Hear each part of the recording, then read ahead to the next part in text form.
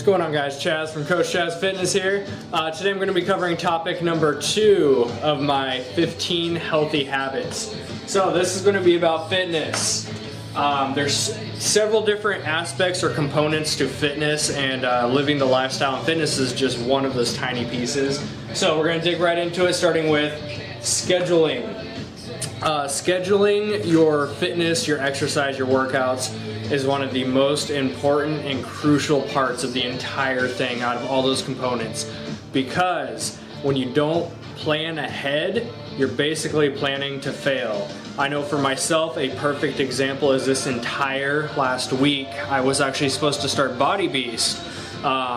Very specific schedule. I was going to follow the entire program, the entire calendar, but because I did not plan ahead and schedule my workouts, and I'll talk about different ways to schedule that I do, but because I did not plan ahead, I did not schedule, I woke up and said, okay, I'll see what time I have to work out today. Instead of the night before planning out, okay, I will wake up at this time and I will work out at this time. Or vice versa, if you work out at night, planning what time you're going to do it instead of just going by the seat of your pants is pretty much what I was doing all week. And because of that, I've only done 2 Body Beast workouts out of the last 5 days when I should have done 5. So that's a perfect example of why scheduling is so important. If you do not plan ahead, you're planning to fail. Remember that. So scheduling, let me pull out this is the Asylum. This is just an example. Most of your programs that you have with Beachbody, most of you guys out there are doing your Beachbody programs, they come with a calendar. One little tip real quick about these calendars, instead of, at least for me, I love to mark off days and watch the progression.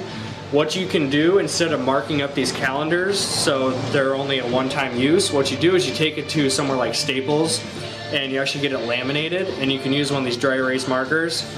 You can mark all over that thing, write notes on it, motivational posts to yourself, and you can erase it, and then when you do round 2 or 3 or whatever, you can go back through and use it again. So that's one little tip. But what I like to do, now I don't actually mark off these anymore.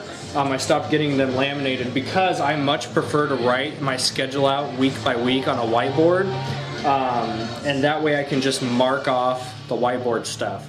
And I'll show you guys what I do with that. So what I do is I look at which program I'm on. I'm doing Body Beast, but I don't have my actual calendar right here with me. So Asylum 2, example, day by day. So what I do is I take it week by week, and you can see how I write out my actual schedule. And for me personally, I do some Mondays and Thursdays are my double days because I do my regular Body Beast in the mornings, or at least going to plan to for now on. I do my Body Beast in the mornings, and then I host a Fit Club, which is a free workout I host for Beachbody, twice a week. So Monday, Thursdays, I'm actually doing 2 workouts. So this is partly why I like to use this, and I like to just cross it off as I go. If I need to switch anything or add anything in here, like if I feel like doing an extra ab workout, I just write it on there real quick, that way I don't forget. And this way, laying out week by week like this, it lets me see what I'm doing. That way I'm not overlapping anything, especially with those double days. So this is one crucial tool. Not only do you have to plan out what workout you're doing on which day, but you have to plan out which time. So another thing that I've been doing is for planning out my time of my workout is I use my phone now a lot, just regular iPhone, most of us have one. So I actually use my reminder, my calendar in there, so I put specifically a block. And starting today, I'm back on track with my own workouts again. So starting today, I sat down and I looked at the next week coming up, and I looked at my work schedule, and I plugged in what times every single day I'm going to be doing my workout. That way when that time comes around, I'm not oversleeping, hopefully. I'm not getting off of work and realizing, oh, well, I have a little bit of time later, and the next thing you know, later comes and you don't have time anymore. So planning out the day and what type of workout you're doing. If you're following your program, it's all laid out for you as far as that. But planning out the time of your workout is so crucial, because a lot of people like myself, we are not morning people, And most of the time, morning time is when I have the most amount of time to work out. So I have to plan ahead. I have to set the alarms. I have to get a good amount of sleep and pop up out of bed. And that's another topic I'm going to be covering, is sleep and setting a sleep schedule, which is going to go right in line with your workout schedule. So moving on, scheduling. That's probably one of my biggest tips I can give you as far as scheduling, is plan ahead and schedule the time of your workouts. And the biggest thing too with that is follow through with it. Don't just set the time and when the time comes you're laying on the couch going, don't really want to work out. That is your time to focus on you and better yourself, so take it. Don't skip that. Number 2 is going to be consistency. Going back to my own example, you know, all these videos that I'm putting out right now, these healthy habits, my top 15 components to a healthy lifestyle, these are all based on my experience, so I can share with you guys, and hopefully you guys can try stuff out and develop and grow in that aspect. So consistency. I was obviously not consistent this week with my Body Beast workouts. I only did 2 out of the 5 so far. And if you do that week by week by week, it's going to turn into month by month, year by year. You get motivated, you do a few workouts, you're sore, you skip a few workouts. Monday comes around and we all know the Monday mindset. Oh, tomorrow's Monday, I'm back on it. And Monday comes, you work out Monday, Tuesday, Wednesday, and you fall off track again. Next Monday comes around, I'm back on it, and you can't keep going in that cycle. You're just yo-yoing, you're going back and forth. Consistency is such a crucial aspect to fitness and your exercise, because your muscles, just the way your muscles are designed, they constantly, remember that term, constantly have to be put under stress in order to develop, grow, and change and get stronger, leaner, faster, better, all that kind of stuff. But when you are not consistent and you work out really, really hard for a day or two or a week or two, your body starts to adapt and go, okay, we need to get stronger, we're being put under stress. But then you relax, your muscles don't have any reason to develop more, so they relax. And that's when you hit that plateau and the stall. And then you jump back on it, your muscles start to change again, you relax, your muscles relax with it. Your muscles constantly have to be put under stress consistently, day by day, week by week, in order to ultimately get to where you want to be, posture-wise and the different components of your physical aspect. Moving on to intensity, along with what we just covered, stress, you have to be going at an intensity level that is slightly out of your comfort zone. And this is a tricky area because some people don't quite know how to listen to their body yet, and that's perfectly fine. You'll get there, but you have to learn to listen to your body. If you're pushing out of your comfort zone and experiencing sharp pains or physical pain, not that lactic acid burn or muscle fatigue, if you're experiencing the pain aspect, that's not something we want to do. And from there, you need to look at your form, your posture, how everything is aligned when you're doing these movements, and figuring out what's causing that pain. But if you know how to listen to your body and you're experiencing no pain, intensity is ultimately, of course, paired with consistency and scheduling and all this kind of stuff up here. Intensity is ultimately going to put you from an average body to an athletic build, because that intensity is what forces those muscle fibers to change. It forces your body to adapt. So if you're pushing consistently with intensity, you will achieve some tremendous results, but it has to be the two paired together, consistency and intensity. Pair those two together, you will be absolutely amazed. You cannot half-ass your workouts, you can't go through the movements. Popular example is I host Fit Club twice a week, and a popular program we do is combat, which is martial arts to music, so it's lots of punching and kicking. And being the coach of the group, I'll do a walkthrough and check form. And when you're throwing punches, you should be squeezing at your core, twisting full body. And I see too many people I walk by and they're throwing just little tiny baby punches. The uppercuts are just shoulder movements. They're not dropping in and twisting at the core and the hips, using the hips. That's the type of intensity that I mean. You can't just go through the motions. You have to really engage the muscle groups you should be engaging and go for it.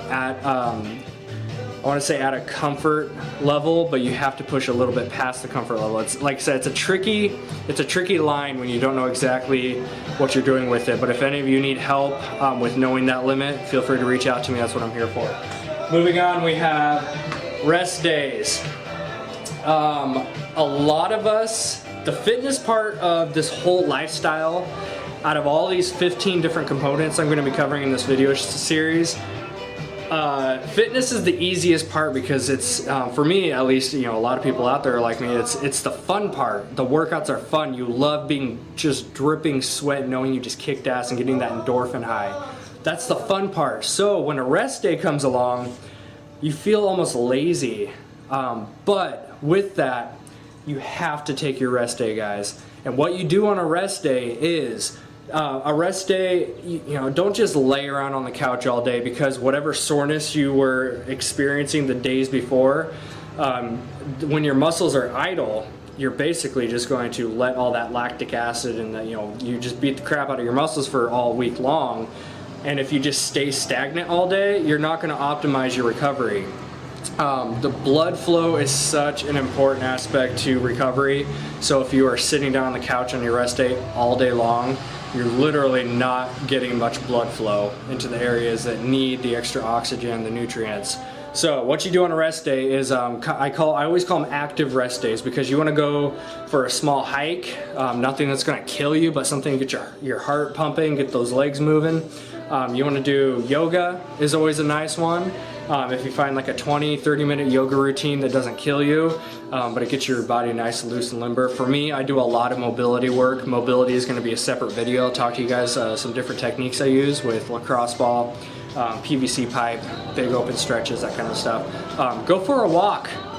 Just take 3 miles and go for a walk. That takes like 45 minutes to an hour. I think walking is one of the biggest things that we all should be doing, but most of us aren't, because walking, it just has so many different benefits to it. Do some research on that stuff. I won't dig into it in this video, but that's what you do on a rest day, is do something active. Go out and play football, go out and play frisbee, go play catch with somebody. Like I said, go for a walk, hike, yoga. There's so many different things you can do. You know, just Google what to do on active rest days and you'll see a ton of different stuff. So that's what you do on rest days. For those of you that have a trouble taking a rest day, you just have to remember how important it is, because I see a lot of people too, including myself. I've done this many times. Rest day comes along. Oop, motorcycle. Rest day comes along, and the only thing that you want to do is work out. So you say, I feel fine. I don't need a rest day. So you work out anyways. But you have to remember that your muscles are being put under stress and being beat up all week long. And muscles, the way that they gain strength and size and develop more is, it's a breakdown process. So when you work out and you're lifting weights or working out, whatever you're doing, your muscles, literally, the fibers tear. It's called micro tears. Your fibers are tearing down and breaking down. And the nutrients, the nutrition, that's another video again. So the nutrition that you get, the protein, those branched chain amino acids, go in there and build it back up. Stronger, leaner, bigger if you're doing the right type of training. So that's why the importance of rest days is overlooked, just because we don't realize the benefit of it. You can beat the crap out of your muscles all week long, but if you don't take that rest day, you're not allowing your body and your muscles to fully recover and be optimized for that next day after the rest day. It's funny because if you play around with this and you take like 3 days off and do nothing but mobility work and stretching, you would be absolutely amazed at how much more strength you have going back into your fitness, rather than beating the muscle up every single day and not allowing it to really recover. So take your rest day, take your rest days, because they are on the calendar for a reason. And last is going to be being sick, sickness, illness. This is a tricky subject because it really depends on what type of sickness you have. So let's just say the common cold. And like I said, this is all based on my own experience and what I've seen with my clients. So typically a general, very general, vague rule of thumb is, if the sickness is above the chest, You're typically okay to work out. You know, it just depends on how you feel. I've had a couple bad sinus infections before where I absolutely cannot work out. I've tried, and the headache and just everything's running, and it just did not happen.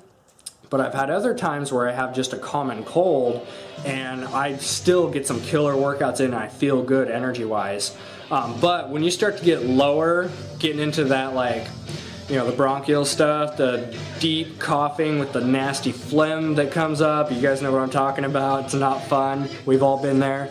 That's when I do not recommend any intense exercise. Anytime you are sick and you're questioning if you should work out or not, always just go for a walk. Do some light cardio. You can never go wrong with just doing a little bit of light movement, just to keep your body moving. But if you are ever doing an intense workout and you really just do not feel well, something does not feel right, especially if you have like the full body aches, you have to listen to your body, guys. Do not push the limits in a bad way. So we're all about pushing out of the comfort zone, getting out of the comfort levels, but you have to do it while playing smart with being sick. So moving on, that covers my list of different components of fitness. That's going to be scheduling your workouts and what time you work out, being consistent on a daily and weekly basis, bringing intensity to your workouts, because without intensity and consistency, your body's going to stay pretty level. You're going to hit a plateau, so you have to change the intensity of your workouts to break through that. Take your rest days.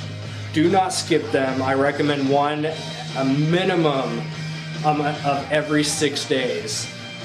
If you're doing very intense workouts, something like Body Beast, they throw a rest day in at least every 4 or 5 days. So take those rest days, guys. If you feel burnout or fatigued, take 2 or 3 days off, and trust me, you'll come back 10 times stronger. Sickness. Don't work out if you have the fever and full body aches and you're coughing nasty stuff up, but if you have like a basic cold and energy-wise you feel good, you're clear-headed, go for it. It's all based on your comfort level as far as that aspect, so just play it smart, be safe. Anyways, be sure to check out our sponsor, fundsforyourlife.com. This has been Coach Chaz. I'll catch you guys later.